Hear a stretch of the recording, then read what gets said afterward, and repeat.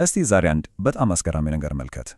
አንድ ለዘመናት የኖረ ጥንታዊ ተቋም ከዘመናችን ተግዳሮቶች ጋር ሲፋተት ምን ሊፈጠር ይችላል?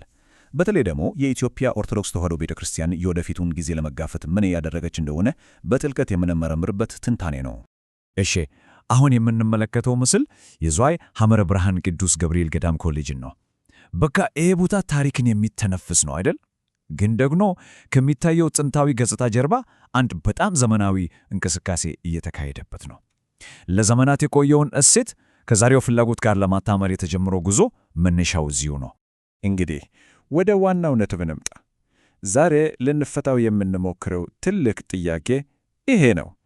ለብዙ መቶ ክፍለ ዘመናት የቆየች ቤተ ክርስቲያን ስለ 21ኛው ክፍለ ዘመን አመራር ምን ልታስተምረን ትችላለች?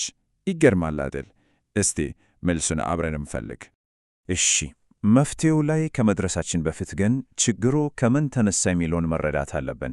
ለዚህ ደግሞ ታሪክን መለስ ብለን ማየት ግድ ይለናል። በአንድ ወቅት የነበረው ታላቅ ኃይልና ተጽዕኖ ከጊዜ ወደ ጊዜ እንዴት የተሸረሸረ እንደመጣ አብረን እንቃኝ። እስቲ አንድ ጊዜ አስቡት። ከ1000 ዓመታት በላይ እኮ የኢትዮጵያ ኦርቶዶክስ ተዋሕዶ ቤተ ክርስቲያን የሀገሪቱ የትምህርት፣ የባህል እና የመንግሥት ልብ ነበረች። ሁሉም ነገር የሚፈለከው ከእርሷ ነበረ። የእውቀት ማዕከል፣ የሥልጣን ማዕከል። በቃ ያ ዘመን ወርቃማው ዘመኗ ነበር ብንል ማጋነን አይሆንም። እዚህ የጊዜ ሰሌዳ ላይ እንደምንመለከተው ነገሮች እንዴት እንደተቀየሩ በግልጽ ይታያል። መጀመሪያ ላይ ከ13ኛው እስከ 16ኛው ክፍለ ዘመን ወርቃማ ዘመን ነበር። የቤተ ክርስቲያን ትምህርት ቤቶች በጣም የተስፋፉበት። ከዛ ግን በ1930ዎቹ ዘመናዊ ትምህርት ሲመጣ የቤተ ክርስቲያን ትምህርት ቤቶች ወደ ጎን መገፋት ጀመሩ። ከ1950ዎቹ በኋላ ደግሞ ከግብፅ ኮፕቲክ ቤተ ክርስቲያን ነጻ ብትወጣም የአስተዳደር ልምድ ግን አልነበራት። ዛሬ ላይ ደግሞ ምንድነው የምናየው? ከባህላዊ ትምህርት የራቀ ትውልድና የሰፋ የመጣ የአስተዳደር ክፍተት። በቃ ታሪኩ ይህን ይመስላል። እውነት ለመናገር ይህ አባባል በጣም ከባድ ነው። ቤተ ክርስቲያኗ የመጥፎ የአስተዳደር አሰራሮች ምልክት ሆና ተቆጠረች። ይህ ማለት እኮ ችግሩ ከውስጥ አልፎ በውጭ በግልጽ መታየት ጀምሯል ማለት ነው።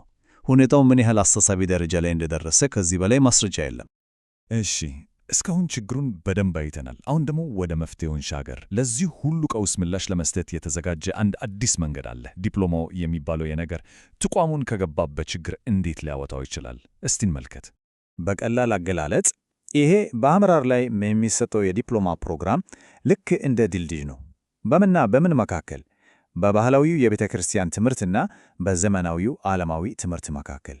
ዋናው ዓላማው ይህንን ክፍተት መዝጋት ነው። የቆየውን መንፈሳዊ ዕውቀት ከአዲሱ የአስተዳደር ጥበብ ጋር በመዋሃድ የተሻሉ መሪዎች መፍጠር። እሺ፣ እስቲ የፕሮግራሙን ዝርዝር መረጃዎች በአጭሩ እንመልከት። ስሙ በአመራር የዲፕሎማ ፕሮግራም ይባላል። የሚፈጀው ጊዜ 3 ዓመት ነው። የሚሰጠው ደግሞ ቅድም ባየነው በዝዋይ ሐመረ ብርሃን ቅዱስ ገብርኤል ገዳም ኮሌጅ ነው።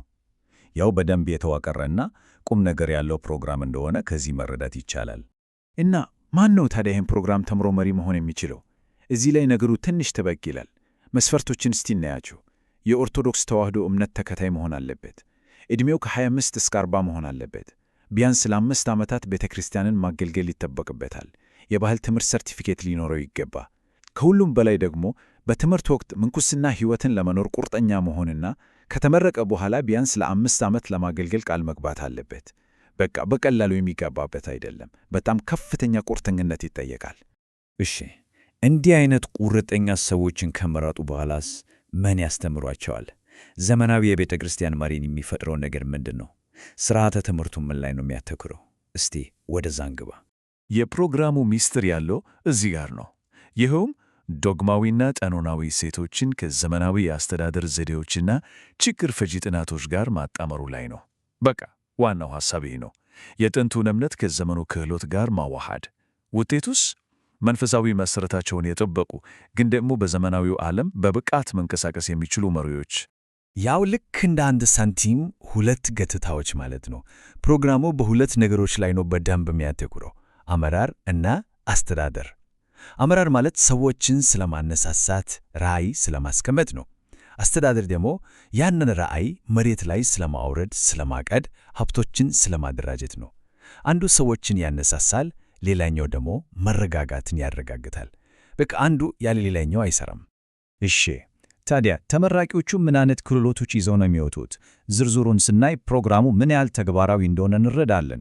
ለምሳሌ ስልታዊ አስተሳሰብ፣ የፋይናንስና የሰው ኃይል አስተዳደር፣ ግጭት አፈታት፣ የብድር ግንባታ። ይሄ እኮ ለየትኛውም ዘመናዊ ተቋም አስፈላጊ የሆነ የእውቀት ስብስብ ነው። የመረጃ ትንተና፣ የማህበረሰብ ተደራሽነት፣ አልፎ ተርፎም በፖሊሲ ላይ ተጽዕኖ መፍጠርን የመሰሉ ክህሎቶችን ይዘው ነው የሚወጡት። ይሄ ትልቅ ነገር ነው። እስቲ አሁን ደግሞ ከፍ ብለን ትልቁን ምስል እንመልከት።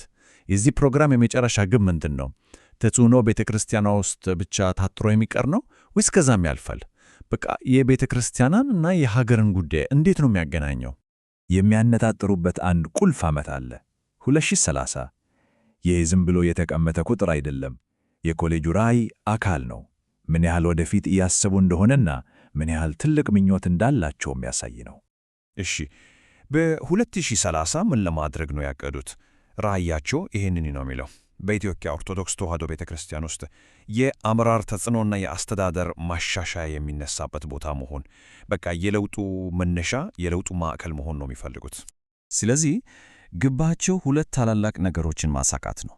አንደኛ የውስጥ ማሻሻያ ማድረግ፣ የቤተ ክርስቲያንን አስተዳደር ከውስጥ የሚለውጡ ብቁ መሪዎችን መፍጠርና የወደፊት ህልውናን ማረጋገጥ። ሁለተኛው ደግሞ ሀገራዊ አስተዋጽኦ ማድረግ ነው። እንዴት የኢትዮጵያን ልማት የሚደግፍ የተማረ የሰው ኃይል በማፍራት እና የቤተ ክርስቲያኗን ተጽዕኖ ፈጣሪነት በማህበረሰብ ውስጥ መልሶ መገንባት። በቃ ወደ ውስጥም ወደ ውጭም ነው የሚያዩት። እንግዲህ ይህ ሁሉ ነገር ሲጠቃለል አንድ ትልቅ ጥያቄ ጥሎብን ያልፋል። በዘመናዊ ክህሎቶች የታጠቁ ነገር ግን በጥንታዊ እምነታቸው ላይ የጸኑ እነዚህ አዲስ ትውልድ መሪዎች በባህልና በወደፊቱ መካከል የተፈጠረውን ይህን ሰፊ ክፍተት በእርግጥ ሊደፍኑት ይችላሉ? የቆየውን ከዘመኑ ጋር የማሳረቅ ፈተናን በስኬት ይወጡት ይሆን? መልሱን ጊዜ የሚሰጠን ይሆናል።